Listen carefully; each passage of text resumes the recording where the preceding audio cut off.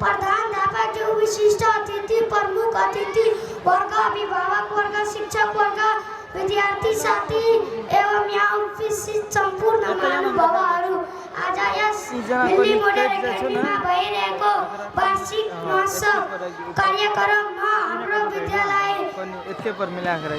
केही महत्त्वपूर्ण बनाइराख्न पाउँदा आफ्नो केही विषयमा